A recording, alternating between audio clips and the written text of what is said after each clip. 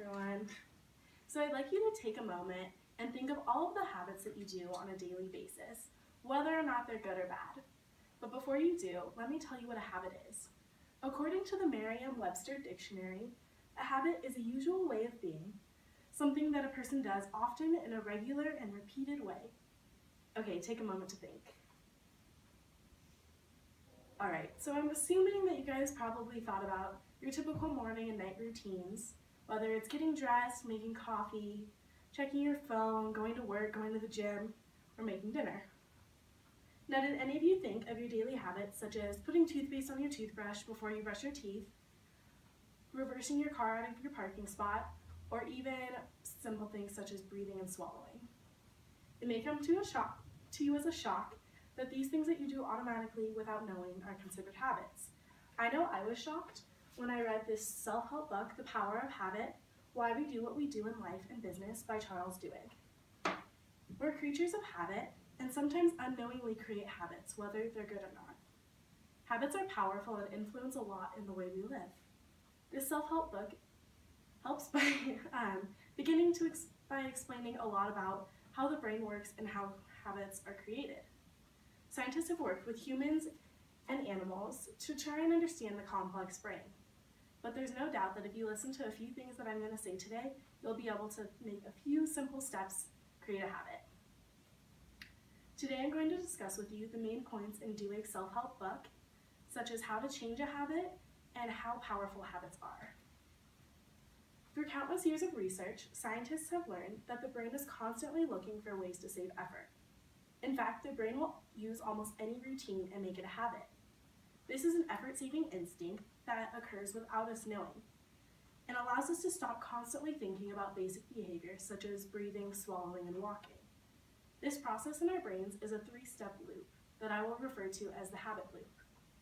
This habit loop begins with a cue, which puts the trigger in our brain that tells us to go into automatic mode, and it also tells us which habit we're about to perform.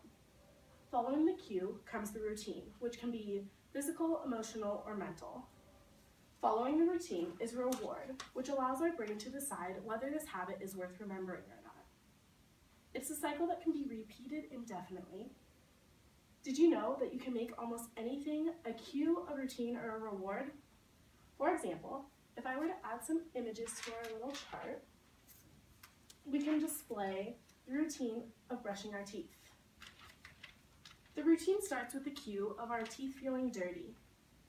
Once this cue has been triggered, we'll go into brushing our teeth. Following the routine, our teeth will feel very fresh and clean, which is the reward.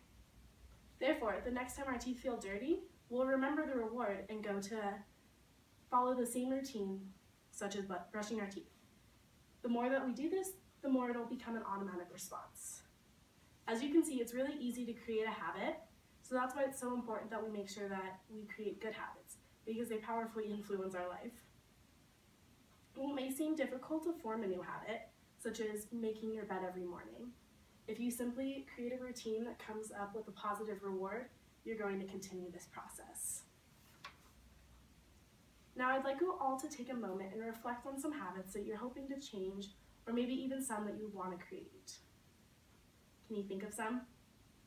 I want you to follow this three-step loop: cue, routine, reward, cue, routine, reward, to be able to successfully create this habit. Our brains crave the reward, so we're more likely to want to follow through with new habits if the end result is a good reward. Interestingly enough, you can never truly extinguish bad habits, because when you change a habit, you keep the same cue and the reward, you just change the routine. So as long as there's a cue and a reward, you're able to change any routine. Fortunately, almost any bad behavior can be changed. You just need to find an activity to replace the routine you once had that will still result with the same reward.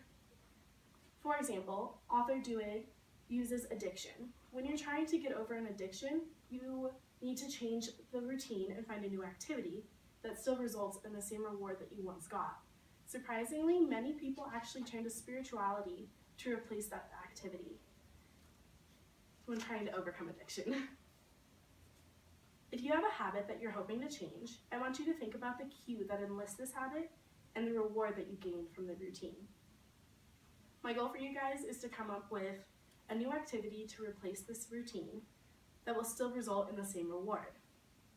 If you're looking to create a new habit, know that habits are powerful and you need to really think through the habit that you're going to create. If you can come up with a great cue and a great reward, the habit will come naturally and it'll soon become an automatic response. All in all, habits are so powerful that we often find ourselves performing a routine without being aware of it.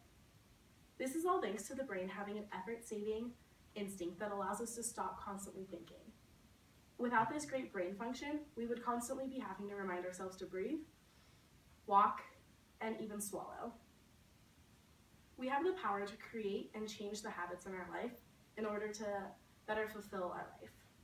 By following this habit loop and having good rewards, our brains will store this habit and make it an automatic process.